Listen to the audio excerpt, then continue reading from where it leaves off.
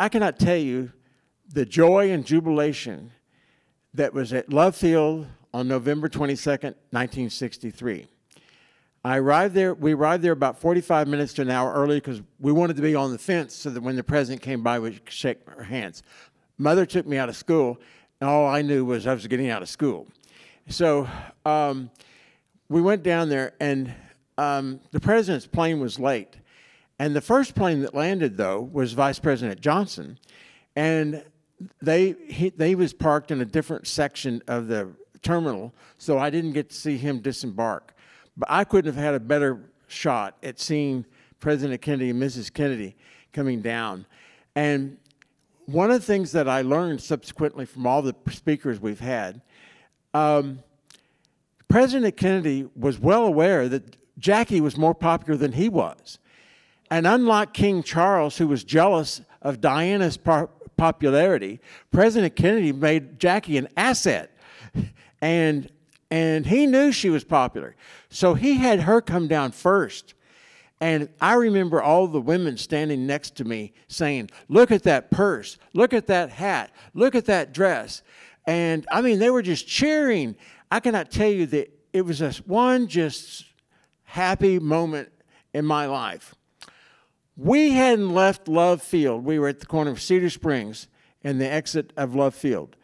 And in those days, it was kind of a muggy day. Your air conditioner was rolling down the window. And somebody was screaming, turn on your radio, turn on your radio. Something bad has happened. So we did and heard the news. So I hadn't even left Love Field. And it just seemed like minutes before he was here. Anyways, that was, and so my parents saved all the newspapers from that day, and that's what you saw in the video. Our speaker today is Gary Fannin. He's done years of research on Lee Harvey Oswald and the assassination, Jack Ruby, and all the players involved. And his books are for sale in the back, and we will, he's going to make his presentation, and then we'll have question and answers.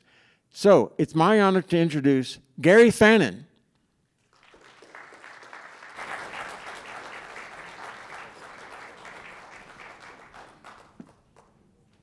Well, as you can tell, I'm from Florida, and I don't get the Weather Channel.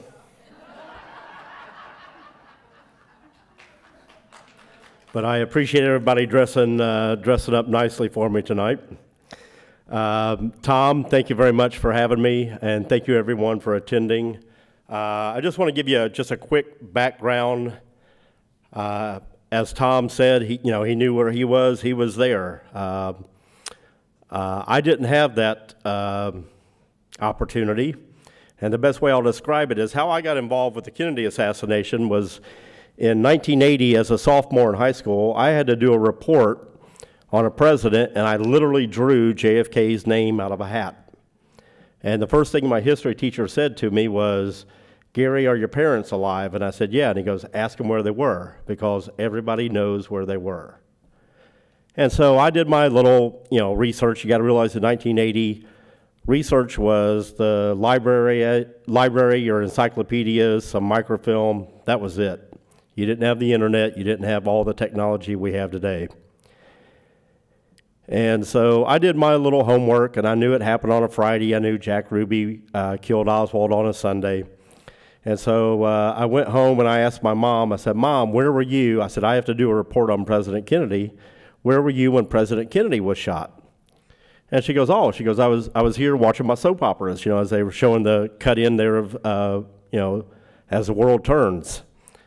And growing up in Indiana, we were not a wealthy family, but we did have a live-in nanny that stayed with us Sunday night through Friday, because in the 60s, both of my parents worked, which was an unusual, thing at the time. And so, I asked her, I said, if you were home watching your soap opera when they announced that Kennedy had been shot, I said, why weren't you at work? Because we had our live-in nanny. And she said to me, she goes, well, I just got back from the doctor and found out I was pregnant with your ass. So I was my mom found out she was pregnant with me the day Kennedy was killed. And that started my lifelong trek, almost 43 years ago now, of researching the Kennedy assassination.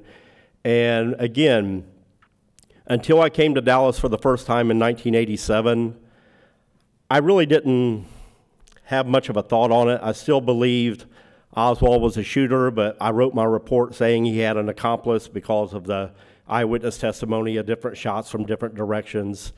But in 1987, I came here for the first time, and I was actually standing in the 6th floor sniper's window. This was before it was a museum. And when I'm standing there, I'm just, I'm looking, and I'm like, okay, if the car comes down Main Street, turns right on Houston, if I'm Oswald, why wouldn't I shoot him right here? There's nothing obstructing my view. He's just getting closer if I miss the shot. Why would I wait until he turns onto Elm Street, goes downhill, turns to the left, then to the right, through foliage? The further he gets away from me, the more difficult the shot. And I was just like, I don't necessarily believe what I've been told in my history books. And so the beautiful thing about 1987 is we had a thing called the phone book. And I literally went to the corner of, I think it was Houston and Maine, and looked up the phone book. And sure enough, I just started flipping through, and the first name I looked up, Jim Lavelle, he was there. And I called Jim up right there, told him who I was interested in the Kennedy assassination. Can I come out and talk to him? And he said, sure, come on. Because the beautiful thing about a phone book, not only did it give you their phone number, it gave you their address. And I left there, and I think I went to either Target or Walmart, and I bought a map of Dallas so I could find his residence. And I bought a little cheapy cassette recorder so I could just record my conversation with him. And ever since 1987, I have interviewed hundreds of thousands of people. I don't even know the number. When I say I've interviewed everybody, obviously I haven't, but to give you an idea, I interviewed Tom Robinson, who embalmed JFK. I've interviewed Paul Grudy, who embalmed Oswald. I personally know Marina Oswald. Several people that have spoken here, Robert Groden and so forth, that I know. Like I said, I've talked to CIA, FBI, Dallas Police, Secret Service, anybody you can think of, I've talked to them. And so what I'm going to do tonight is I'm going to show you basically my belief, and I'm not trying to convert you. If you don't believe it, that's fine, but I'm just going to show you that the first book that I wrote was called The Innocence of Oswald, and if you actually follow the paper trail, Oswald was 100% innocent. Okay? My second book with my co-author Tim Brennan in the back literally just came out today. It's called JFK Marked for Death. And what that book is who stood to lose had JFK lived to serve a second term. And it's basically about the people and the agencies that everybody, all who had something to lose if JFK had lived. So this presentation is based upon those two books and my almost 43 years of research. So if I can figure out this little clicker, we'll have a little bit of fun. Okay, so what we were told what happened was Oswald acted alone, shot and killed President Kennedy and Officer J.D. Tippit. Jack Ruby also acted alone in killing Oswald 2 days later. Lyndon Johnson appointed the Warren Commission, and the Warren Commission concluded that Oswald and Ruby each acted independently. This is obviously Jim Lavelle in the tan suit when Oswald was shot. Like I said, I met Jim in, I think it was August of '87, and I actually went to Jim's funeral in September of 2019. I don't know if you know, but he passed away at the age of 99. Was still sharp as a tack. Don't get me wrong, him and I were friends, but he always believed that Oswald was guilty of something. That's a picture of me and Jim 3 months before he passed away at his house up in Garland. Okay, so one of the first things that Jim told me as the lead investigator when I interviewed him in August of '87 was he said, had we gone to trial on what we had on Lee Harvey Oswald, he would have not have been found guilty. Okay, and that always kind of struck me as a little bit odd. Here's a guy that thinks he's guilty, but at the same time, he's the guy investigating the case, and he says, we didn't have enough evidence. You know, he would have been found innocent. And Howard Brennan is the person that gave the description of Lee Harvey Oswald in the southeast corner of the 6th floor of the Texas School Book Depository. His description was a white male, 30 years old, slender build, 5'10", 165 pounds. He gave this description while he was standing on the street at the corner of Elm and Houston, looking up at the 6th floor window. There's 3 people in this picture, and besides their ethnicity, who here can tell me how tall they are and how much they weigh?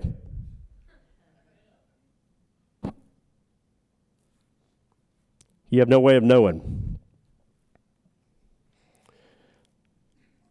In 1970, Chief Jesse Curry did his autobiography, and he said that after Oswald was sent to his cell, the enormity of the day finally hit him, and he said the case was far from closed, but we did have a suspect with a large amount of evidence linking him to the assassination.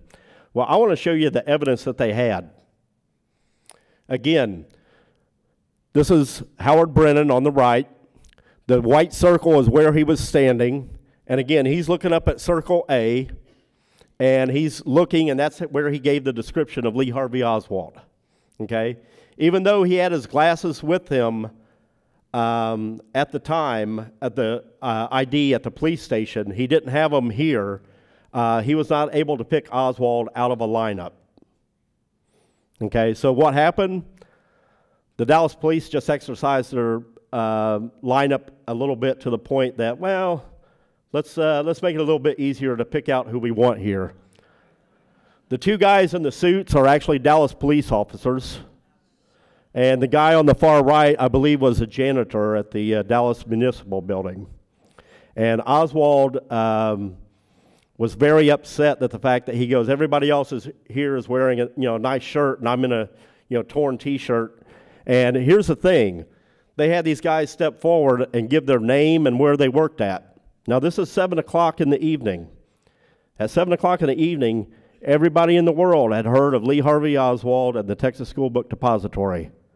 So how hard would it be when Oswald has to stand forward and say, I'm Lee Harvey Oswald, I work at the Texas School Book Depository. How hard would it be to pick him out of a lineup? Okay. Additional evidence that was ignored. Barbara and Earl Rowland were on Houston Street, and they admitted to seeing 2 people in the southwest corner, the opposite corner. One of the individuals was standing behind him and appeared to be African American, and one guy had a gun. They thought they were either security or Secret Service. Okay, again, this would be evidence of additional shooters since no Secret Service personnel were in Dealey Plaza before or during the motorcade, only after the assassination occurred. However, there were people in Dealey Plaza posing as Secret Service agents with badges. Okay, this right here just shows you further evidence proving that Oswald was not involved in the shooting of J.D. Tippit. This came out at 1:40 p.m., and this is, again, directly from Chief Curry's book. And it says, Sergeant Hill said, shells at the scene indicate the suspect is armed with an automatic .38 rather than a pistol. Oswald only owned a .38 revolver. The bullets on the left is what Oswald's gun shot, not the bullets on the right. They're not interchangeable. Okay? The shell casings of the automatic were automatically ejected at the scene, and there were 2 bullet casings from a revolver at the scene as well. Here's my question. If Oswald's a shooter, why would he empty the gun and leave evidence behind? He could have emptied that gun anywhere along Jefferson Avenue, thrown them in a trash can. Why would he do it right there at the crime scene if he was a shooter? Okay, Oswald didn't own a .38 automatic. Either he had an accomplice or he wasn't involved in the Tippit shooting at all. And again, on autopsy, through Dr. Earl Rose, Tippit had 2 different types of bullets in his body, 2 .38 automatics, 2 .38 revolvers from 2 different manufacturers. It just didn't add up.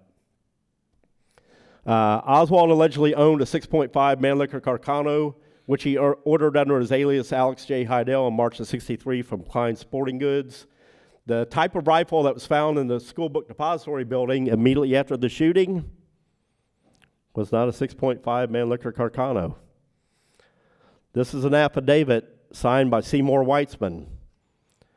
And on that affidavit, again, it shows here in close-up, the rifle was a 7.65 Mauser bolt action equipped with a .418 scope, a thick leather brownish black sling on it. The rifle was between some boxes near the stairway.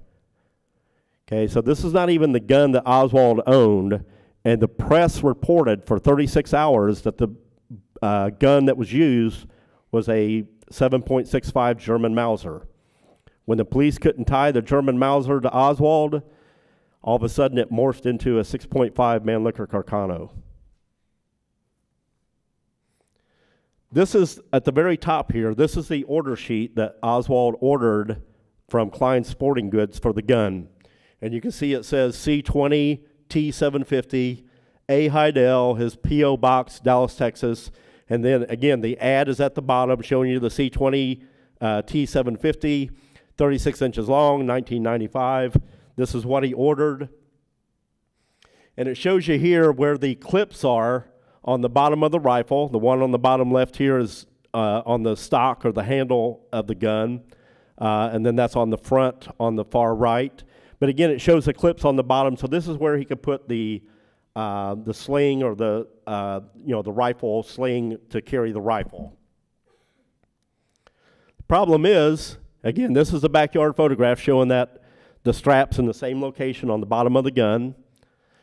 But the problem is, on the far right, is the gun that they took out of the school book depository building. The straps are on the side of the weapon. They're not on the bottom.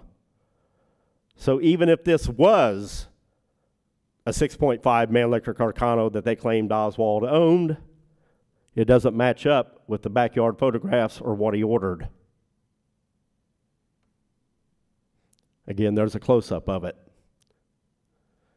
And then this is Lieutenant Day at the Identification Bureau. Again, you can see where the straps are mounted on the side of the gun. Again, not what Oswald ordered or owned. Again, there's Jim.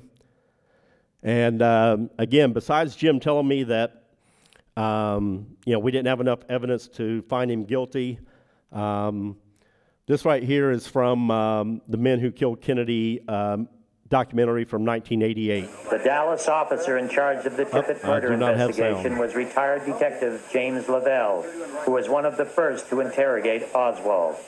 His demeanor was awfully calm. I know that I could not have answered the questions in the same manner that he did had I actually been guilty of killing two people. Did you kill the president? No, I've not been charged with that. In fact, nobody has said that to me yet. Okay, at that time right there, that is at Oswald's midnight press conference. He had not been charged with killing the president as of yet, even though the press reported to him after he said that comment, "I've not been charged with that." They said, "You have been charged." And he said, "What?" He goes, "You have been charged." Okay, so the Dallas police informed the press that Oswald was going to be charged with the assassination of the president before they even told Oswald. He was not arraigned for that, for the murder of President Kennedy until 1:30 in the morning, an hour and a half after this press conference. So that's why he's kind of startled there. And then to go one step further, the FBI came in and basically took over the investigation, which is kind of ironic because the FBI did not have jurisdiction. It was not a federal crime to assassinate the president in 1963. So they stepped in, demanded all the evidence from Chief Curry and Captain Fritz, and they did a report. I'm sorry. Oh, I need to go back here. They did a report the very next day. You can see where it says November 23rd up here at the top, signed by J. Edgar Hoover. And one of the things in the report is scraping from inside surface of the windshield. Well, they told us Oswald shot at President Kennedy from behind. The reason why they're doing a scraping of the inside surface of the windshield is for fragmentation. In other words, a bullet came from the front to the rear of the car. Right there's your bullet hole. This is also the only motorcade that President Kennedy's personal physician, Admiral Berkeley, was not seated in the front seat between the two Secret Service agents. In 3 years of his motorcade, this is the only time he was not in that position. If he had been in that position, he would have been the one struck with that bullet. This is the best part. This is page 4, the very bottom. And again, this is the FBI report. And they're talking about the weapons at this point. It says, the latent prints appearing in the photograph taken of the rifle by the Dallas Police Department are too fragmentary and indistinct to be of any value for identification purposes. Photographs of this weapon taken by this bureau, the FBI, also failed to produce prints of sufficient legibility for comparison purposes. And on page 5, no latent prints of value were developed on Oswald's revolver, the cartridge cases, the unfired cartridge, the clip in the rifle, or the inner parts of the rifle. This is the FBI the day after the assassination admitting we don't have fingerprints on either of the two weapons that he supposedly used to kill President Kennedy and Officer Tippit. Anybody else that had been arrested would have been let go at that point for no evidence. They kept him there. Jack Ruby killed him the next day. So Oswald is still being detained by the Dallas police. They're admitting they don't have any fingerprints on the rifle he allegedly used. Again, the rifle found was a 7.65 German Mauser, not the 6.5 Mannlicher Carcano. Even if it was his rifle, the clips are in different positions. The bullet casings at the scene don't match what's on autopsy or the shell casings found on the police report. The Rowlands identified two people, one African-American in the opposite corner of the window. Their primary witness, Howard Brennan, could not identify Oswald in a lineup, and they relaxed their standards for the second lineup. So what evidence did they have to keep him there? Chief Curry said he had, a pretty tight case. I'm not an attorney. I think I could have got the guy off. Here's how the fingerprints were actually obtained that proved that he had the rifle. Here we go. Determined efforts by the Dallas police and the FBI in Washington had still failed to tie the prized rifle to Oswald. However, a smudged palm print was discovered on the weapon hours after a mysterious visit to the funeral home where Oswald's body had been taken by mortician Paul Grudy. I had gotten to the funeral home with his body something in the neighborhood of 11 o'clock at night, and it is a several-hour procedure to prepare the remains. And after this time, someplace in the early morning, agents came.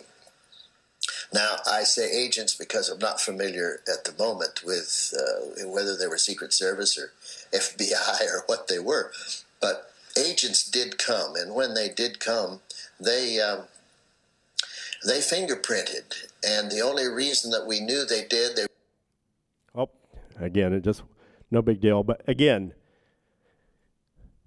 agents came to the funeral home and fingerprinted and palm printed Oswald in the middle of the night on the 24th.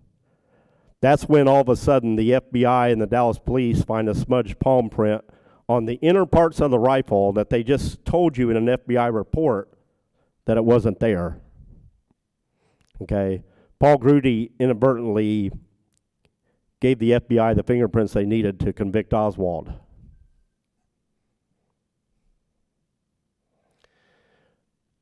How many of you are familiar with the Paynes? Okay. A few of you are familiar with the Paynes? Okay. The relationship between the Oswalds and the Paynes. They were both separated, allowing Marina to move in with Ruth. And it's ironic because Ruth claimed that she took Marina in so that she could help her with the English, yet at the same time, Marina could help her with her Russian. Well, what she didn't tell the Warren Commission was she taught a collegiate class in 1957 in Pennsylvania in the Russian language. Okay, she was already fluent in Russian. She wasn't having Marina there to help her with her Russian. The Paynes were married in 1957, had 2 children. Oswalds were married in 61, also had 2 children. Ruth Payne introduced the Oswalds and the de Mohrenschildts. Are you familiar with George de Mohrenschildt? Okay. You would think Oswald is supposed to be lower class. He's making $1.25 an hour, so he's making $2,600 a year. The Paynes are supposedly middle class. He works for Bell Helicopter. And the de Mohrenschildts were very affluent, very high society, were members of the Dallas Petroleum Club with President George H.W. Bush.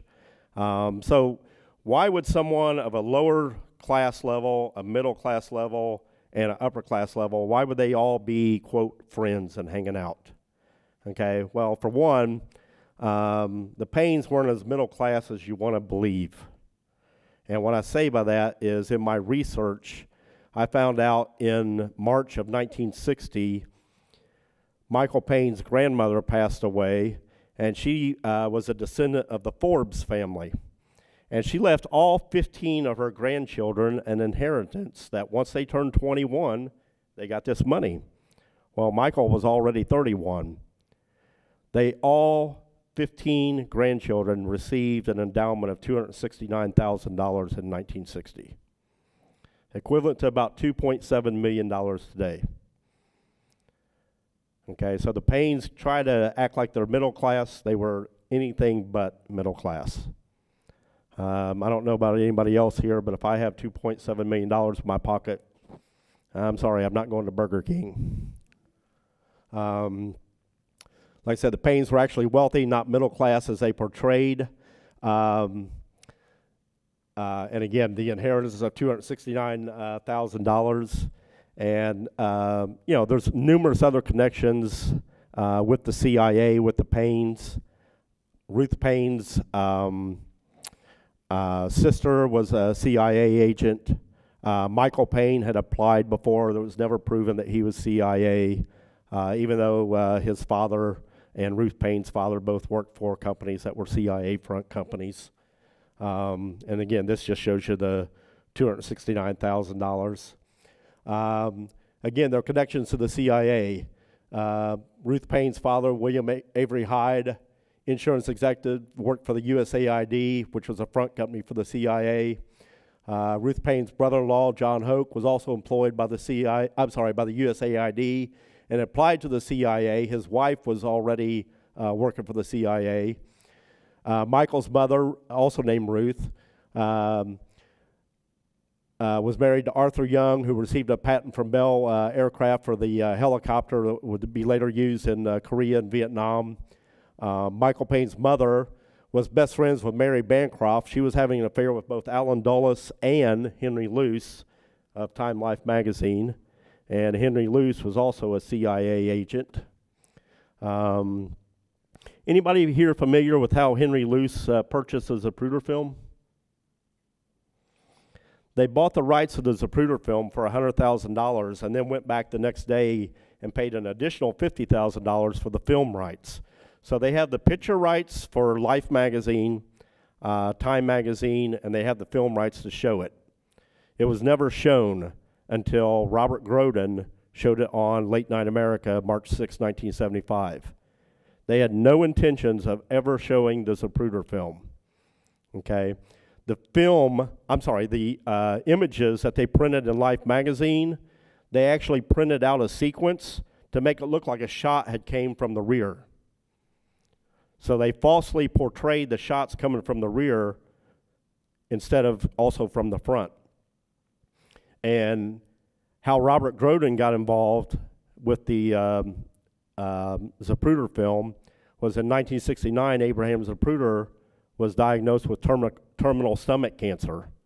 And at that point, he's like, what I'm most famous for, we don't have a copy of the film for my family. And so he basically reached out to Time Life and said, can I get a copy? I don't need the original. I sold you those rights. Can I get a copy of the film? And so Time Life decided, well, he should have a copy. we should have a backup copy, and they should have a copy for the National Archives. And the company that they hired, EFX, out of New York City, Mo Weitzman owned that particular company, and he made another copy for himself and gave it to Robert Groden in 1969. And Groden basically, from 1969 to 1975, worked from taking that 8mm film and blowing it up to a 35mm film. And he stabilized the imagery. It's now called Groden scoping, but he didn't alter the film. He just cropped it to the point that the car was constantly in a single moving image. Because when Abraham Zapruder was actually filming the assassination, when the shots were fired, he literally was startled and jumped, and so the framing, goes out of sequence. I mean, not out of sequence, but just jumps a little bit. So that's how Groden got involved with it. Ruth Paine's actions on November 21st and 22nd. She admitted in her Warren Commission testimony and on the men who killed Kennedy that she had gone grocery shopping the afternoon when Lee arrived at their house on Thursday afternoon. She left her home on 11/22, left the television on, and again went grocery shopping again, took her 2 children, ages 2 and 4, to the dentist. Even though there was no information being broadcast on the television news regarding Oswald's arrest, Ruth Paine allowed the Dallas police and deputy sheriffs to search their place without a warrant. When they showed up at 2:45, she said, "Come on in, I've been expecting you." Okay, there's nothing been on the local news that Oswald has been arrested. He was arrested at 1:40 in Oak Cliff. It takes about 20-25 minutes to get downtown for the police station. They did not take him immediately and book him. They actually took him into homicide and the robbery bureau and started questioning him. So they didn't actually fingerprint him or book him until later on. But immediately at that point, they sent 6 Dallas deputy sheriffs and Dallas detectives to Ruth Paine's house. And again, when they showed up at 2:45, she said, "Come on in, I've been expecting you." Why? There was over 100 people that worked at the Texas School Book Depository building. Why was Oswald the shooter? Claimed she didn't know that he was keeping a rifle at her house, despite her Warren Commission testimony. Her testimony, and I've got, has anybody here been to the Paine Museum out in Irving? Okay, it's recreation, and I've got a picture of the recreation here. But in her Warren Commission testimony, she said she didn't know that Oswald even owned a rifle. And again, in her Warren Commission testimony, she also said that she went grocery shopping again on Saturday and Sunday. I'm a child of the 60s. People didn't go grocery shopping 4 days in a row. You went on, housewives went on the weekends when their husband was at home so they could watch the kids. They didn't go Thursday, they didn't go Friday, they didn't go Saturday, they didn't go Sunday. And also, of all the thousands of people that were interviewed for the Warren Commission, Ruth Paine has the most testimony of anybody, and she only knew the Oswalds for 9 months. Her Warren Commission testimony is 91 pages long. I couldn't tell you 91 pages about my brother. This is the note that she signed to give the Dallas police permission to search the house. They found the hands-off Cuba flyers, some camera equipment that Oswald owned. Again, he made $2,600 a year. He had over $3,000 worth of photographic equipment, okay, at the time. There's the wood blocks. There's the blanket that covered Lee's rifle, and there's the can over there that she would lacquer the blocks after she chiseled them out. But she stepped over that blanket every day and didn't know there was a gun there. I kind of find that hard to believe.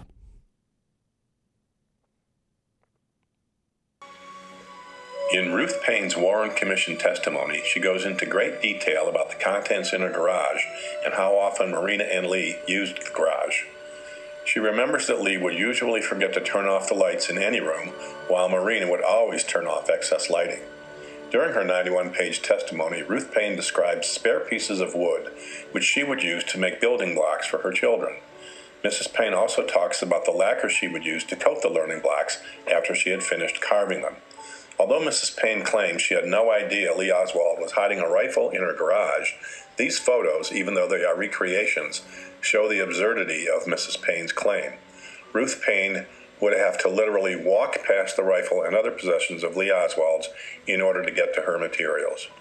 Ruth Paine also claims in her 91-page testimony that on the day of the assassination, she left with her 2 infant children at 9 a.m. for their dentist appointments. She also claimed in The Men Who Killed Kennedy that she shopped for groceries. And he arrived, actually, I was out of the house when he arrived. I was grocery shopping. Bought a lot of groceries. Ruth Paine left her television on, although Marina was not yet awake, and did not return home until approximately 3.5 hours later, after the assassination. In her testimony, she still claims to go grocery shopping again on Saturday and Sunday. The director of this documentary film does not believe Ruth Paine's testimony. In 1963, very few children under the age of 4 had dental appointments, especially on a Friday or weekend. Also, housewives in the 1960s generally would only go grocery shopping 1 day a week, not every day, and usually on weekends when their husbands could watch the children. My feeling is that the Paines and the Georgetown Warren children were all, at one time or another, controllers of Lee Oswald.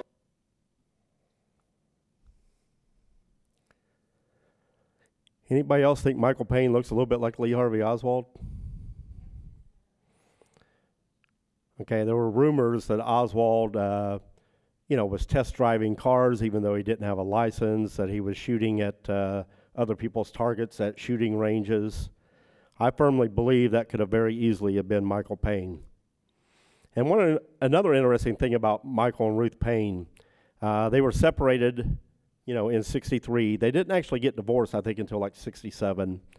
But he was a loyal puppy to Ruth Paine. I mean, he followed her all around the country. Wherever Ruth moved to, Michael moved to as well. He followed her back to Pennsylvania. He followed her down to Tampa. He followed her out to Santa Rosa, California. Wherever Ruth went, Michael went. And I understand, maybe he had, affections for his ex-wife, but I mean, I've got an ex-wife that I've never talked to in, let's just say, a few years. Okay, conclusions involving the Paine's role. Again, Michael could have been impersonating him by driving the cars, being at the shooting range. Ruth Paine had nearly 3.5 hours on November 22nd to deliver Lee's rifle to the Dallas Police Department. This would make, them not finding his gun there that afternoon at 2:45, and would also explain why she knew so much about the Oswalds in her Warren Commission testimony after only 9 months. Anybody familiar with Roscoe White? Roscoe White is the shooter of JFK, by the way. Who was he? That's Roscoe there. Okay. What do we know about Lee Harvey Oswald and Roscoe White's relationship? They were both in the Marines together. Both left the USS Bexar in San Diego and ended up in Japan. They both worked for U.S. intelligence in analyzing photographs of the U-2 spy planes, photographs over the Soviet Union. Both had the highest level you could get, security-wise, confidential. Roscoe White was hired by the Dallas Police Department as a photographic expert on October 7th, 1963. Now think about this for a second. He's hired as a photographic expert October 7th, 1963. How many crimes do you think people actually took pictures of in 1963 when they were happening? It's not like today where everybody's got a camera. Okay. Oswald was hired at the school book depository a week later. Oswald was killed by Jack Ruby. Roscoe White would resign from the DPD 2 years later, and he died in a highly suspicious chemical fire on September 24th, 1971. This right here is Roscoe showing his Marine discharge, and the important thing I want to point out is the number 1666106, because 11 years after Roscoe's death in 1971, his son Ricky was snooping around his grandparents' house in Paris, Texas, and he came across a box of items, let's just say. And some of the, well, here, I'll just let him explain it to you. In 1982, Ricky White was searching through a family home in Paris, Texas, when he discovered items which would change his life and lead to nearly 7 years of soul-searching research. Ricky had accidentally stumbled upon contents that his father, Roscoe Anthony White, had hidden at least 11 years prior to his death in September 1971. Photographs, a journal, a diary, and 3 decoded cables were all found inside this canister. All of these clues led to Ricky's own conclusion. My father was involved in the Kennedy assassination. Okay, so that's Ricky saying his father was involved in the Kennedy assassination. Again, he found these documents in this canister in 1982. Okay, he did not turn them over to anybody until he turned them over to Gary Shaw at the JFK Assassination Information Center in 1989. This book right here, this is at the Pogue Library on the campus of Baylor University. Gary Shaw has the rights to all of Roscoe White's belongings now. And this little green book right here was what Roscoe called his Witness Elimination Program book. And what it has in it, I've had my hands on the book. It's just newspaper articles inside of this book. And this book is tiny, maybe that big. But it's newspaper articles, and anytime somebody that either he killed or died, like Ruby killing Oswald, he would simply just mark a line through their photograph in that particular book. And I interviewed Jack Shaw, who was Roscoe White's pastor, and because Roscoe admitted on his deathbed that he had killed 28 people between 1963 and 1971 to cover up the assassination of JFK. And when I asked Pastor Shaw about this, you know, as a pastor and just like an attorney, you have, you know, certain privileges you're not, you know, you don't have to disclose. But I said, you know, he admitted to this, and what Jack Shaw said to me was, well, that number sounds about right. So he didn't deny it. He didn't say, yeah, I agree. But he just said that number sounds about right. And that's all the proof that I needed to know that, you know, this was probably true. One of the pictures that he found in that canister was his mom, Geneva White, who just happened to work for this guy on the left for a few weeks in September of 1963. This is one of the pictures on the far left of Ruby shooting Oswald. And the blow up over here, it's hard to read, but it says, "Setup job, Ruby was brave." This is a undated photograph of Roscoe with 3 other companions. And the reason why I show you this photograph is because if you look how Roscoe is standing, looks very similar to the way Lee Harvey Oswald stands in the backyard photographs. And this particular image here in the middle, this is called the ghost image. This was found in the Dallas police files in 1975, 12 years after the assassination, 4 years after Roscoe had died. But what was Roscoe's job with the Dallas Police Department? Photographic expert. Okay, and I've interviewed Marina. This picture, she admits to taking these pictures of Oswald. She said she took pictures at the Neely Street address. But she said, I was standing underneath the stairs. He was on the fence. Well, in the photograph, he's on the stairs. Okay, I thoroughly believe this photograph is Roscoe White, basically from the bottom lip down with Lee Harvey Oswald at the top. This was 3 cables, and again, if you get permission from Gary Shaw and you go to the Pogue Library at Baylor, you can get your hands on these. They were photocopied in 1990 Today, the last time I saw them was 2015. They were barely legible then. But these 3 decoded cables is what ties Roscoe White to the assassination of President Kennedy, and at the same time ties our government into ordering the assassination. It's hard to see, but in the very corner up here, the plastic was clipped, and this piece of paper was clipped right here.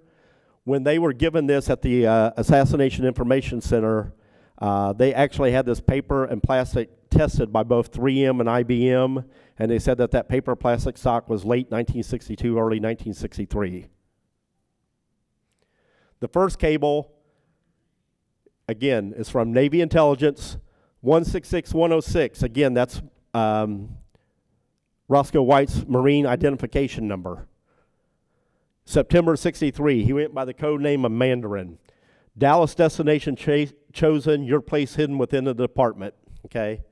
This is not Dallas location chosen, we're going to kill JFK in Dallas. This was them putting Roscoe White on the police force. Somebody at Navy Intelligence called the Dallas Police Department, and either through Chief Curry or Will Fritz or the HR manager got this guy hired on to be a police officer. The second letter, October 63, the original had a typo. It said OTC instead of OCT, so they scratched it out and put OCT. But again, Navy Intelligence 166-106. Foreign affairs assignments have been canceled. The next assignment is eliminate a national security threat to worldwide peace. Destination will be Houston, Austin, or Dallas. Contacts being arranged now, orders subject to change at any time.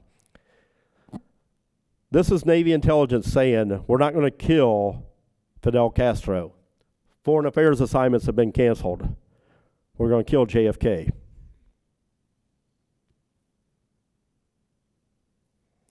And finally, December 63, stay within the department. Witnesses have eyes, ears, and a mouth. You had nothing to do with the mix-up. The men will be in to cover all misleading evidence soon.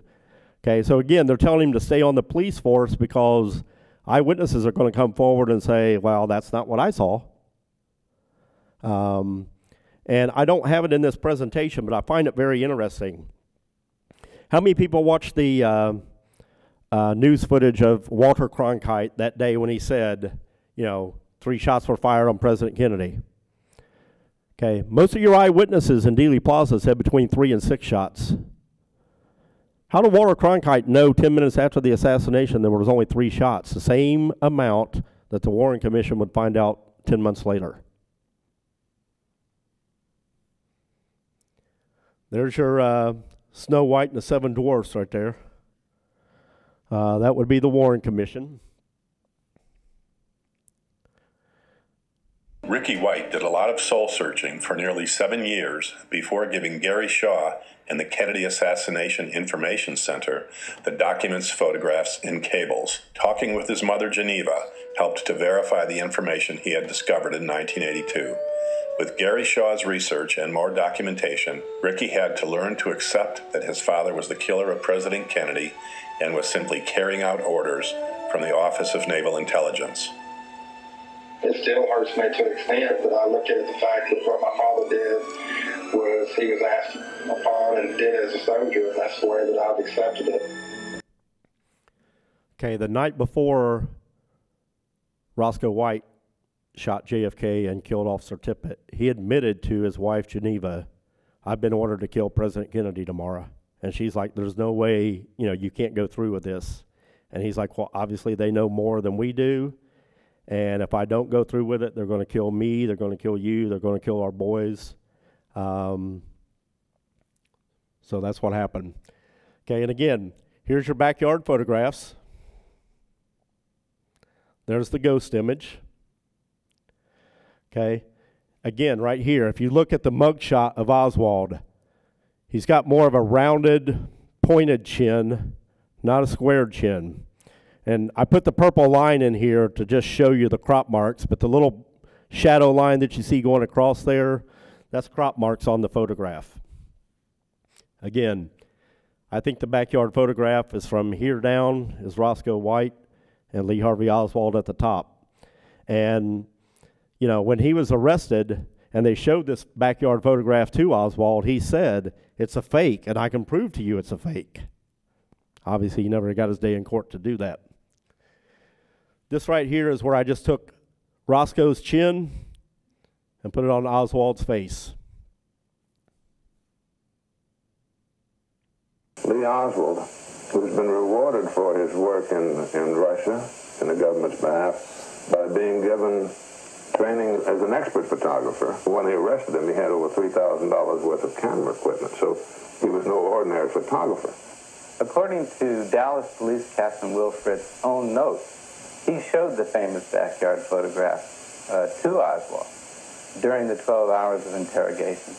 And Oswald said, "It's a fake, and I can prove it, and I will prove it in time." Shortly after Oswald's arrest, Dallas police found 2 backyard photographs showing Oswald proudly posed with 2 communist newspapers, a rifle, and a pistol. Stephen Jaffe, a photographic analyst and investigator for Jim Garrison, confirmed for Garrison what Oswald did not live to prove himself. Whoever framed Oswald evidently used only one picture of his face and planted it on someone else's body. Then, to give the face on the right a different look, it seems they airbrushed some of the facial features and tilted the head slightly. And in doing so, they tilted the shadow under his nose. That it was one face is easily demonstrated. If you take the face on the right and superimpose it over the face on the left, the features line up. But when you slide the face back, you see that it had to be tilted. The second and more obvious proof is with the position of the body. The body on the right seems to be closer to the camera. If so, the head should be larger. However, you can see when you slide it over the face on the left, the faces are the same size. This means the body should be the same height. They are not. News of Oswald's arrest flashed around the world immediately. This is one of my favorite quotes. This was the first cabinet meeting that Ronald Reagan had when he became president in February of '81. And he had all of his cabinet members come in and said, he asked each one of them independently, "What's your agenda during my first term?" And this is what William Casey said: "We'll know our disinformation program is complete when everything the American public believes is false." Okay? In my opinion, the dumbing down of America is complete. And what I mean by that is, just out of a show of hands here, we got about 40 or 50 people. Besides 60 Minutes, name a news magazine TV show that's on TV right now. What's that? Newsmax? Okay. But an actual program, like 60 Minutes, 2020, Dateline. Okay? Now, let me ask you this. How many of you here can name a reality show? I mean, out of this audience, we could probably come up with 200 reality shows, but we only got 3 shows for intelligence. I have some unique insights, or whatever you want to call it. And I also have a unique item here with me tonight in case you're interested. This is a ring that Lee Harvey Oswald was buried in, and I now own it. In 1981, when his body was exhumed, Marina said to Paul Grudy, the mortician that you saw in the video, she goes, "I want the wedding ring back." She put her wedding ring on his finger graveside, and actually this ring as well. And so when they exhumed his body, they took it to Baylor University Hospital here in Dallas, and Paul had to be there because he had to verify that this was the clothing and the jewelry that he put on the corpse, because they didn't know how decomposed the body was going to be after 18 years. And so once the body was discovered and taken out of the casket, Paul sent his wife, Virginia, to go tell Marina there's a body in the casket, because that was her concern. She thought that his body had been stolen. And so Paul takes the 2 rings off and goes to give it to Marina, and again hands him this ring. And Marina says, "I don't want that ring. He bought that in the Soviet Union before he met me." She goes, "I don't want that ring." So Paul just stuck it back in his pocket. And he had every intention of just, once they were done with the second autopsy, he would put the ring back on the corpse and, they'd bury the body. Well, the casket was so dilapidated, they ordered a new casket, and they put Lee's remains in the new casket and sealed it before Paul could put this ring back on. And so Paul just stuck it in his pocket, and he tells his wife, Virginia, later that week, "I'm just going to wait a week or two, and I'm going to go out to the grave site, and I'm going to dig down about a foot or two, and I'm going to throw the ring in there, and I'll be done with it." And they were deeply religious people, and she says, "You understand, of course, that if you get caught doing that, you're going to prison for grave robbery." And so Paul held on to this ring for 24 years and gave it to a researcher friend of mine in 2005. And in 2019, my co-author and I, Tim Brennan, and I bought this ring. Like I said, I have some very unique items, and I'm going to be purchasing some more unique items while I'm here. I'm going to purchase the stamp that was used to sign President Kennedy's death certificate, the Alkin 6 photograph, which is one of the most famous photographs of the assassination, several other items while I'm here. Scott, would you mind going back to the author's table back there and just manning the table for a couple minutes? I want to have Tim come up for the Q&A. And again, guys, my book on the Lee Harvey Oswald, The Innocence of Oswald, again, this is all based upon government documents from the FBI, the CIA, the Secret Service, the Office of Naval Intelligence, Dallas police reports, Dallas affidavits, Dallas autopsy reports. If you follow the paper trail, Lee Harvey Oswald is 100% innocent. Okay? My newest book with my co-author is called JFK Marked for Death. And what it is about is the people and the agencies that stood to lose something of value to them had JFK been reelected and served a second term. So there's chapters in there on the mafia, on the FBI, the CIA, the military-industrial complex, Secret Service, Dallas Police, Lyndon Johnson, even Lee Harvey Oswald, even though that chapter is only 1 page long. So I thank you all very much for coming out. If you have any questions, I'd be glad to help answer those for you with Tim. And if anybody wants to see the ring or put it on, as long as the ring doesn't leave my sight, you're more than welcome to. I'll put it on, but I'll leave your sight. Tim, why don't you have a seat and Gary have a seat, and I'll go to the audience, but I'm going to ask the first few questions. One of the... Can you put this on for me, Tom? It's on. It's on? Okay. But hold it consistently. Okay. One of the most striking evidence that you present is the fact that there were 2 bullets found in Officer Tippett's body, and which clearly suggest a second shooter. Right. What's the source of that evidence? Because that is probably, to me, as an amateur historian, that was some of the most striking evidence you have. Well, it's actually directly from Dr. Earl Rose's autopsy report. It is. He had 2 .38 revolver bullets, 2 .38 automatic bullets. I believe 3 of them were from the Winchester manufacturer and 1 was from Remington. So it's 2 different manufacturers on the 2 different bullets. What's kind of ironic is the standard police issue pistol in 1963 for the Dallas Police Department was a .38 automatic.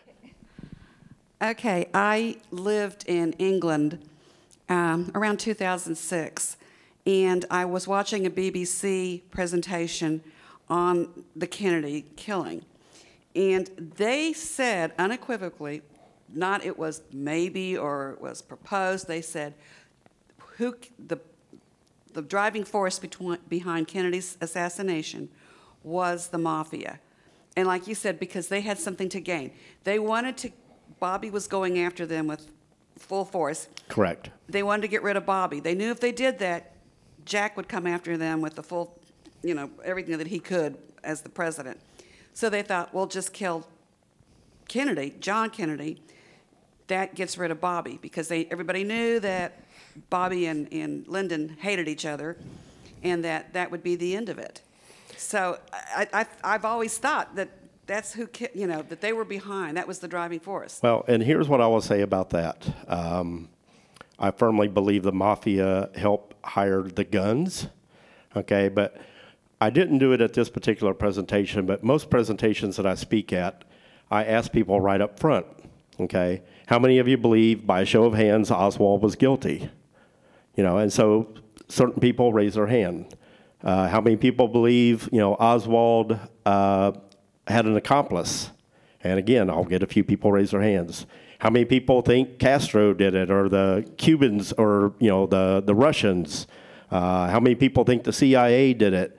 How many people think the mafia did it? I usually ask those questions, and the answer that I would give back to you on that is there were 4 things that happened the day of the assassination that only our government controlled.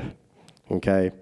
First of all, the parade route was changed within 2 days of the motorcade. It wasn't originally supposed to go by the school book depository building. It's supposed to go straight down Main Street and go out to the Trade Mart by back roads instead of taking the Stemmons Freeway.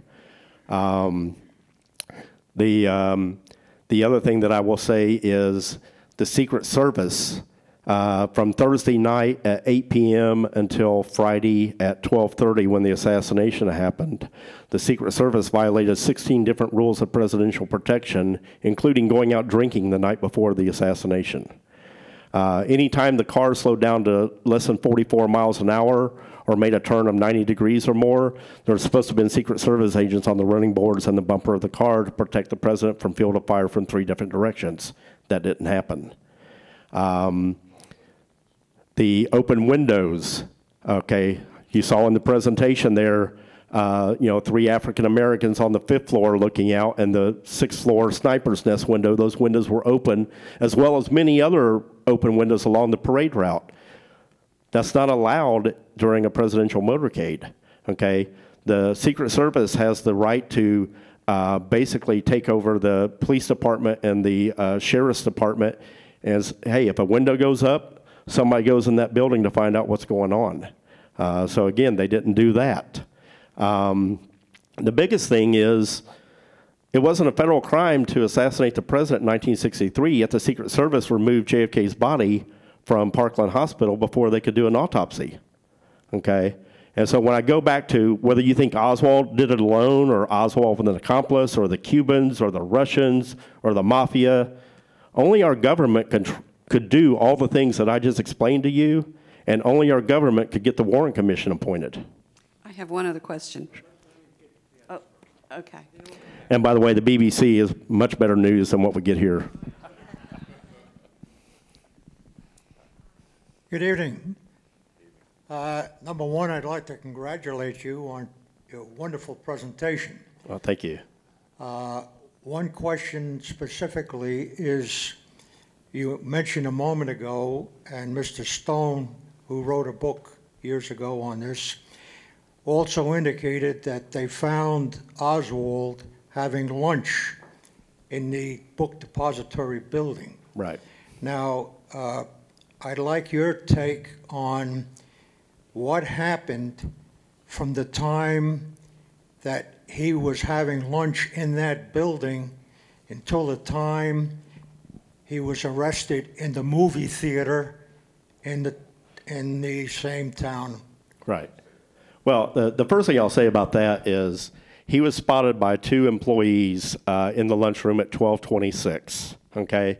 Now, here's what most people don't realize, okay? Kennedy was killed at 12:30 right here on Elm Street, okay? He was scheduled to speak at the Trade Mart at 12:30. His motorcade was actually running 15 minutes late, okay? If Oswald is the lone assassin, he would have no way of knowing that the motorcade is running late.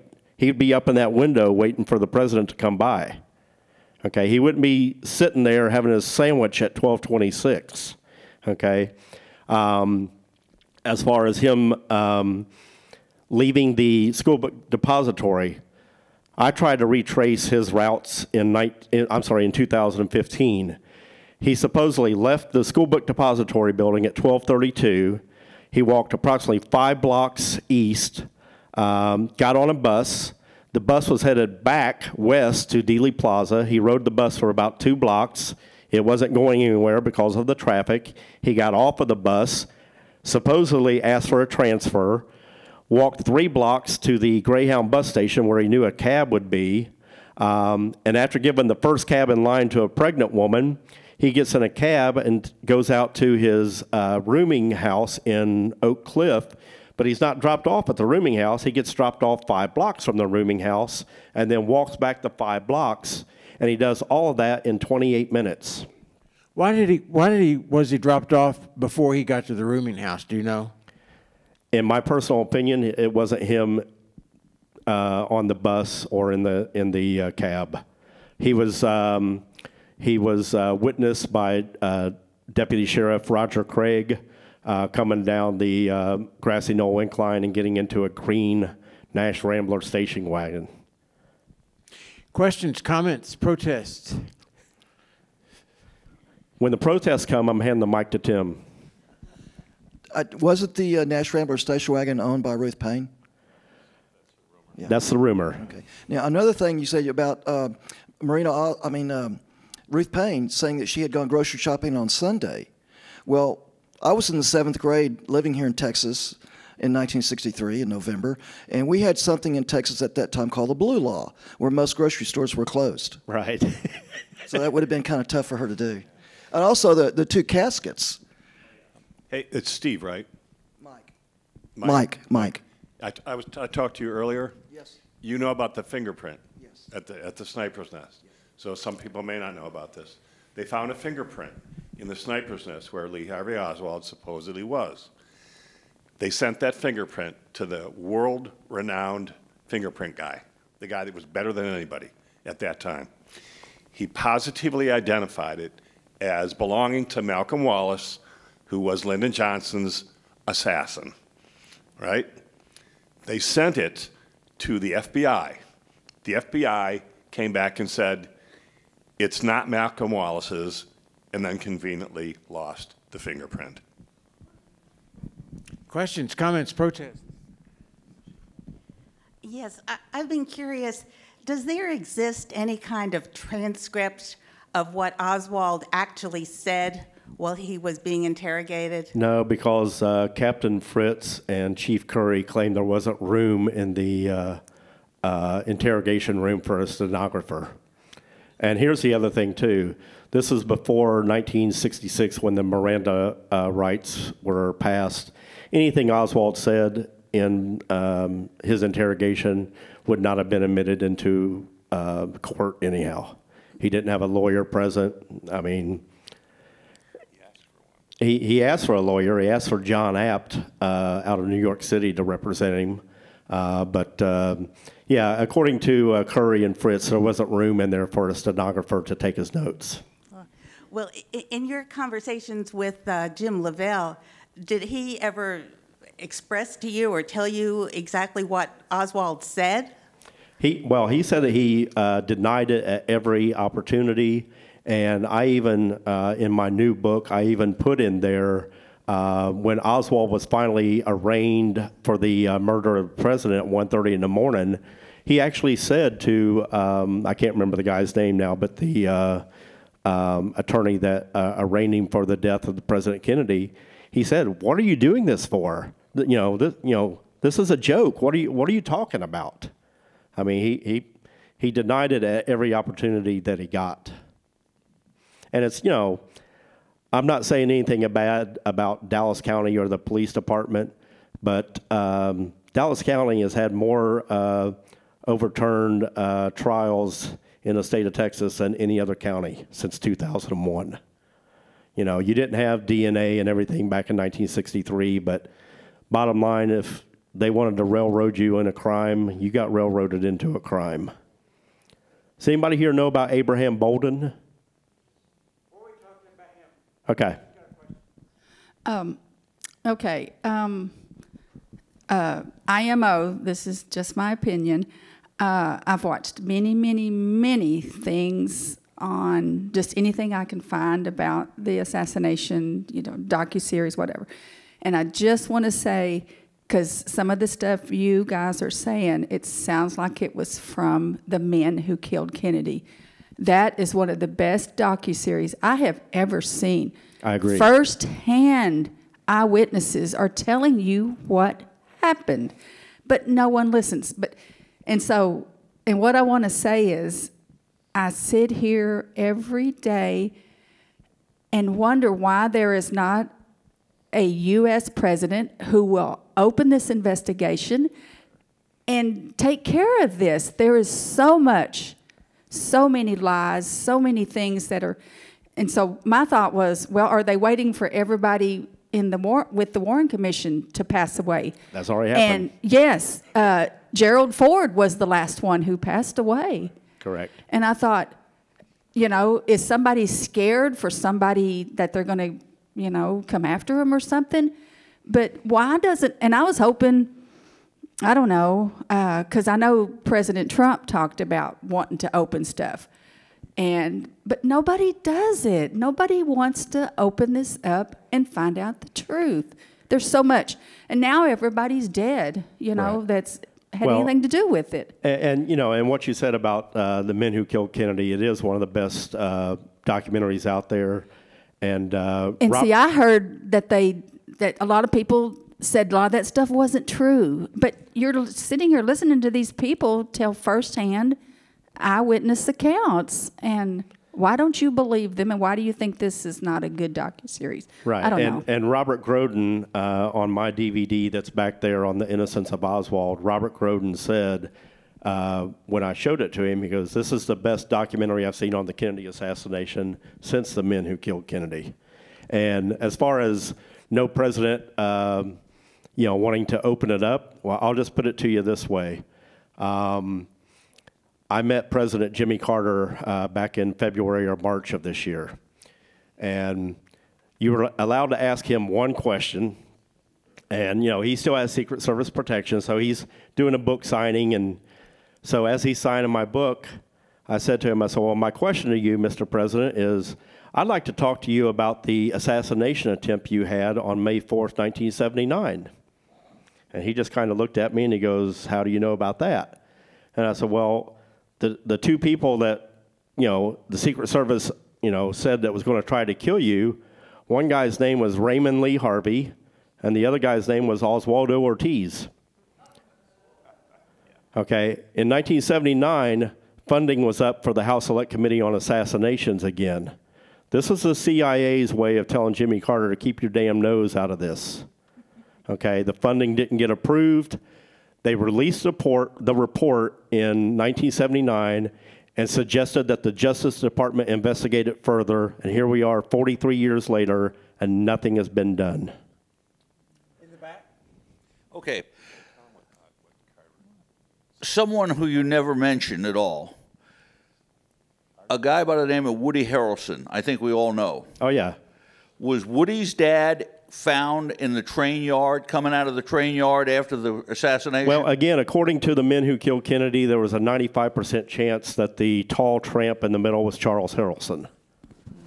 Charles Harrelson, was arrested for killing a federal judge here in Texas, and at the time of his arrest said that he had killed President Kennedy as well, and then recanted that testimony later. But yeah, I mean, according to the Men Who Killed Kennedy documentary series, it's about a 95% chance that the tall tramp was Charles Harrelson. In the promotional information for this presentation, it mentioned Billy Saul Estes. Yeah. Tell us about him. That's another, you'll have to come back for that. Tease it. Okay, go back to what now? I said, you'll have to come back and have a program. Oh, okay, on Billy Saul, yeah. Yeah, you could do a whole whole presentation on Billy Saul Estes and Bobby Baker's relationship with LBJ. Go online tomorrow or this weekend when you get a chance and go to oldlifemagazines.com and look up the November 8th, 1963 and the November 22nd, 1963 issue of Life magazine. They're all about Bobby Baker and Billy Saul Estes' illegal operations with Lyndon Johnson. And this information was being fed to Time Life by the Kennedy brothers so that they could force Lyndon Johnson to resign the vice presidency. Okay, his ticket out was a sunny day on Elm Street. In the back? Well, let me say this on Harrelson. I personally met him. Okay. Okay? I bought an automotive repair shop in Richardson, Texas. And the guy who I bought it from introduced me to Mr. Harrelson. And there was a doctor in South Dallas who had a ranch up in Paris, Texas. And after the guy I bought the repair shop from disappeared in Houston, the FBI dug up the Paris ranch. It all sounds fishy, because supposedly Mike or something was involved with a senator, and he disappeared. Are you talking about Senator Lowenstein? Pardon? Are you talking about Senator Lowenstein in I don't know, but there was some stuff going on. I was innocently bought a repair shop, and my wife was told by an FBI guy who lived behind us there was 24-hour surveillance on that shop. And it's ironic that all of a sudden I buy this thing and there's 24-hour surveillance. And it's ironic too that in Paris, Texas, is where Ricky White discovered all of his father's documents as well. Yeah, well, Doc Nichols used to have the ranch up there, and they dug it up, FBI. But there was a lot of savory characters around that repair shop. I'll tell you that. I moved it to Dallas.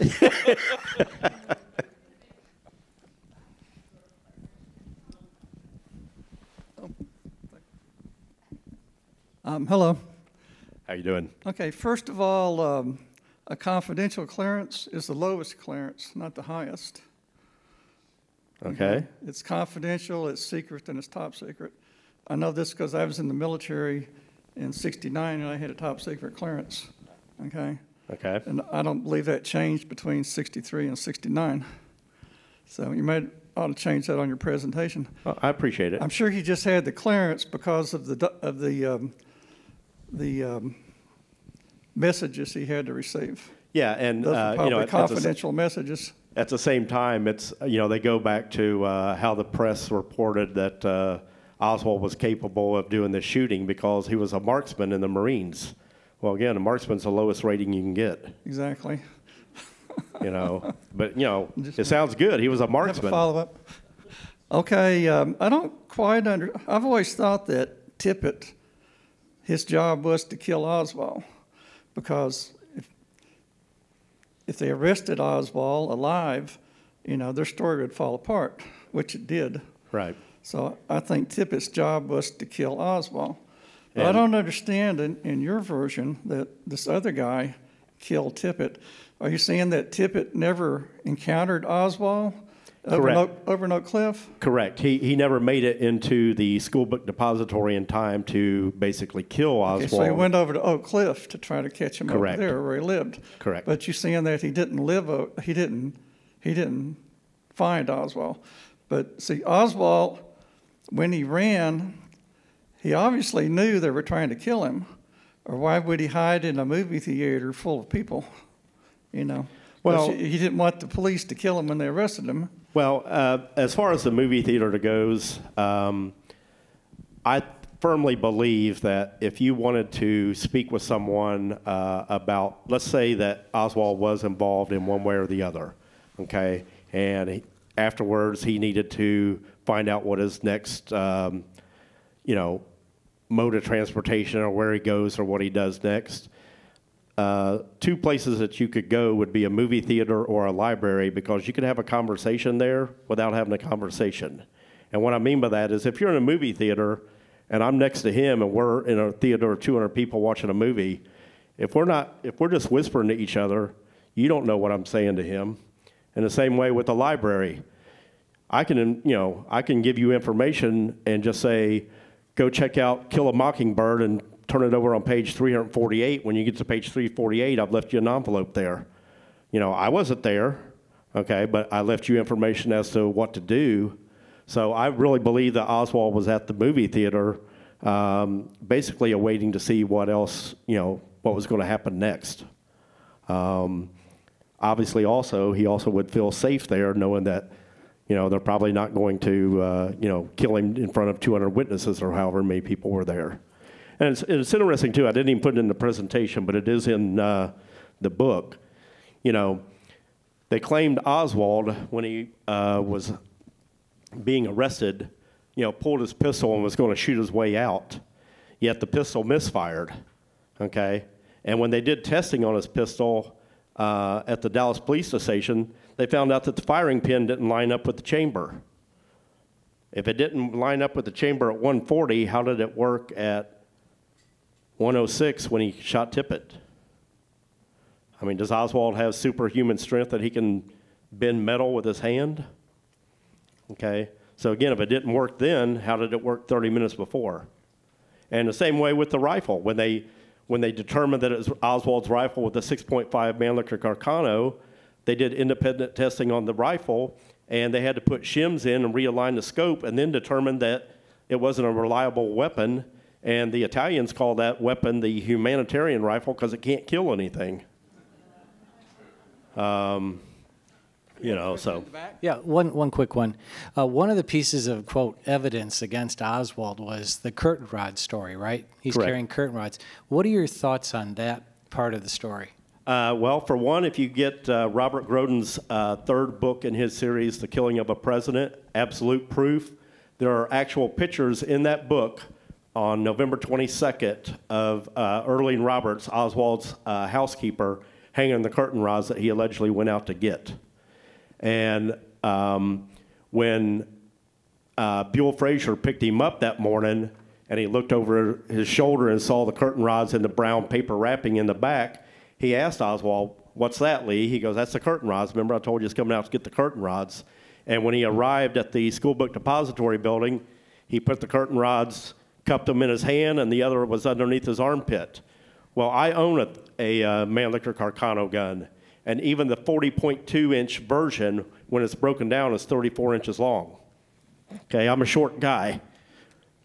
Okay, unless you're Ralph Sampson, I defy anybody to have 34 inches between the cup of their hand and their armpit. Okay, but again, the Warren Commission claimed that's how he snuck the gun in. Again, that's not the gun that was on record according to the affidavits. This is Jeff Meek, who also wrote a very good book. Guys, what's your take on the basis of the book Coup in Dallas, the Lafitte date book? I just recently bought that about 3.5 months ago, and I'm only about halfway through it. Couldn't really give you an honest opinion. I think the research is really good, but again, I'm not completely through with it. My problem is, Jeff, I read 2 or 3 JFK books at a time. I have literally hundreds of books on the assassination, and the lady here that was talking about watching the men who killed Kennedy, I've got over 300 DVDs of Kennedy footage. So I'm like you. Even I'll watch something that I know the Warren Commission is fully supported, and it had to be Oswald, and I'll watch the whole thing anyhow because you know what? I'll find that one little clip or that one little piece of evidence that goes, eh. Okay, perfect example. Okay, again, it wasn't in the presentation. Chief Curry was driving the lead car in the motorcade. Okay, when Kennedy was shot, Chief Curry, instead of getting on the Simmons Freeway, had already moved over to the far left lane and was already circling back around to go to the school book depository building. He's supposed to be taking Kennedy to the Trade Mart. How did he know to turn around and go back to the school book depository building literally 10 seconds, 15 seconds after the shots occurred? I did. Just for my trying to get logic in this, what you're saying is that probably the Russia connection was invalid. You know, that's been a theory that's been Correct. around for a long time, and that because JFK and Bobby were so tough on Russia, that they were that, you know, Oswald was a pawn, you know, in their hands. So in your mind, that is just something. How did that rumor get started? Well, I mean, it got started basically by Johnson to appoint the Warren Commission so that we wouldn't have a third world war. Okay. On the day of Kennedy's funeral on November 25th, Jackie and Bobby Kennedy actually sent a family friend to Russia and spoke with members of the KGB and was trying to get information to Khrushchev to say, you know, they're going to try to bait you into this. Don't take the bait. Huh. You know, we know this Okay. was a domestic situation, a domestic assassination. Don't Not take a- the bait. Okay. Okay. I'm going to follow up on that, and then I'll let you quit. The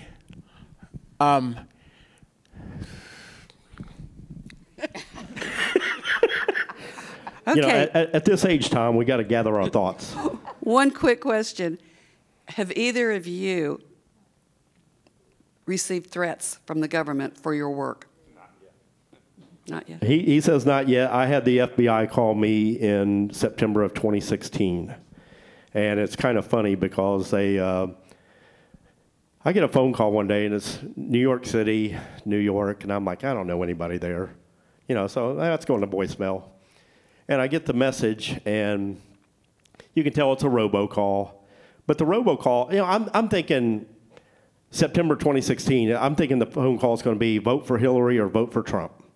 Well, the message was, we've been trying to reach you, and to clear up an issue with a federal agent, call back this number immediately. So I'm like, okay. So I call back the number.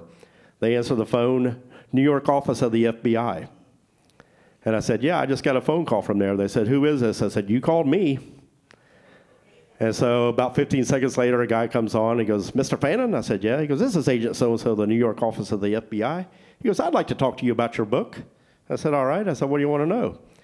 He goes, well, you have a photograph in there and a document in there that's never been released to the public, and I want to know how you got them. I said, okay. I said, you better watch it. You know what happened to Dorothy. So he says, I said, you know, what photograph are you talking about? And he goes, I think he said page 22, and I looked at it, and I said, well, obviously you haven't read my book. I said, because if you read my book, you'd know that's a recreation. That was when Stephen King filmed his miniseries 11/22/63 here in 2014. The Lincoln that they use in that miniseries, which was also in the Oliver Stone movie JFK, my friend Nick Shichelli owned that car. And so he said to me, he goes, hey, I'm going to be out there filming. You might want to come get some pictures and photographs and pictures and video for your book. So I told the guy, you haven't read my book because that's a recreation. Well, that tells me right there, they've got that picture somewhere, if he's telling me that it hasn't been released to the public. And then on the document was actually a document from the CIA to the Secret Service that admitted that Lee Harvey Oswald was a CIA contract agent and an informant for the FBI. And that when he went to Russia in 1959, we sent him there. He did not defect. To follow up on your comment, then former Vice President Nixon was in Europe at the time of the assassination, and he called just a few days after the assassination, he called his friend J. Edgar Hoover and said, who did this? And these were Edgar Hoover's exact words, a communist. A communist. So one of the interesting things about this, she mentioned Russia, is this whole de Mohrenschildt, who was born in Russia. Correct. And was over there with the Oswalds. I think that's one of the most intriguing chapters of the assassination, but unfortunately a lot is lost. Well, and I'll go into a conversation about de Mohrenschildt here in a second, too. Just to piggyback what you said, Gary, when I did the research for my book, which is a deep dive into the CIA, I found a CIA document with my name in it in 9 places. So they definitely watch us. Oh, yeah. Oh, yeah. I know they do. And like I said, there'll be times when I'm on the phone and, you know, the people on the other end will be like, what is that clicking noise? I'm like, I don't hear anything. You know, Big Brother's listening in. Oh, hold on.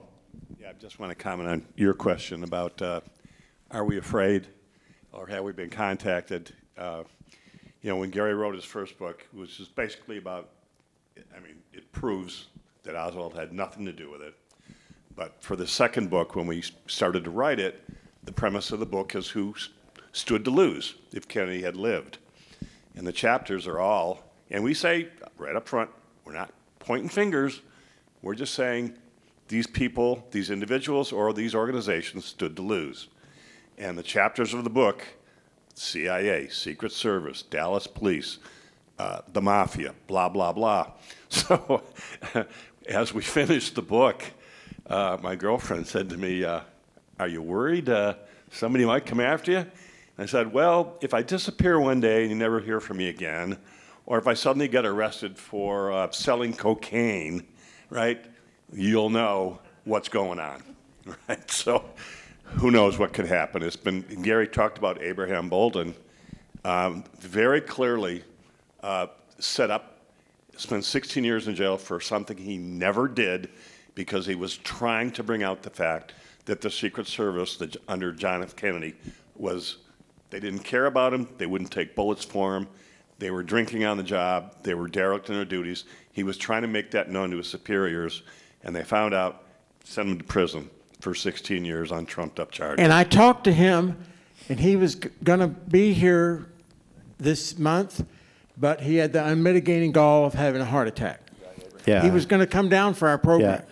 Abraham's 87, and he's not in the best of health. I mean, he's already buried his wife and 2 of his children.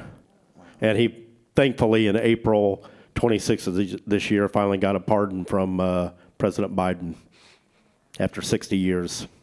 I'm sure you guys are familiar with the connections between Des Moines Shield and Bush 41. Oh, yeah. Yeah. Yeah. It's kind of interesting. And it's actually the letter to Des Moines Shield to Bush when he was CIA director, and George Bush's response back to Des Moines Shield is in the new book as well. Yeah, and the fact that when they were the Bay of Pigs invasion, the code name for that was Operation Zapata. And that was the name of Bush's oil company based in Midland. Then he moves it to Houston, and the 2 landing craft that our government gave the Cubans to land on the Bay of Pigs beach, they named them Barbara and Houston. Correct. Now, I'm not a conspiracy buff, but it makes more sense to be a conspiracy buff than a coincidence buff. I'll go on top of that. Do you know who his number 2 man was at Zapata Oil Manufacturing? Okay, it is. John Hinckley Sr. Oh, wait a minute. What happened March 30th, 1981? Oh, yeah. This is great, too, by the way. When Reagan's assassination attempt happened, do you know where George Bush was? He was at the Fort Worth, Texas hotel that now is the Hilton. The night that JFK spent his last night alive, he was there naming it a National Historic Landmark. So he's supposed to go to Austin to give a speech there, and on the way to Austin, he finds out that the assassination attempt has happened on Reagan, and so he orders the plane to land and refuel. They cancel the speech. He sequesters Reagan's cabinet to the White House Situation Room so that they don't talk to the press. He arrives back to Andrews Air Force Base, arrives by helicopter to the White House, meets with the cabinet, goes on TV at 8 o'clock that night, and I swear to you on my father's grave, this is what he said. There's no reason to investigate this John Hinckley fellow any further. He's just another lone nut like Lee Harvey Oswald. Why are you telling us not to investigate the guy that just tried to kill your boss? Because they're directly tied.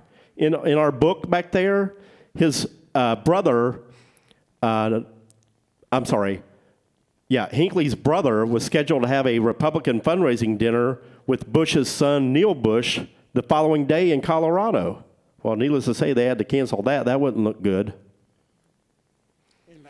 I just wondered if you had any comment on Oswald's phone call that he should get, but he did not get to have his phone call. It was intercepted, supposedly. Well, supposedly he called Ruth Payne and asked for her to contact the attorney John Apt to be his attorney, and that if she couldn't get a hold of John Apt, he wanted a ACLU attorney to represent him. But he also made another phone call to North Carolina that's also been documented as well. And I have to follow up, and this will be the last comment on that. I asked the last living counsel for the Warren Commission about this phone call. And I said, because we'd had a speaker here that has attracted now 4.8 million views, we had a speaker here, Dr. Grover Proctor, talk about this phone call. Right. And I asked the counsel, I said, how come the Warren Commission did not thoroughly investigate that phone call? I would have wanted Oswald to go ahead and talk, see what he had to say to this man, see what that man had to say to him. He said, I don't know what you're talking about, and he walked off. Right. Thank you, Gary Fannin.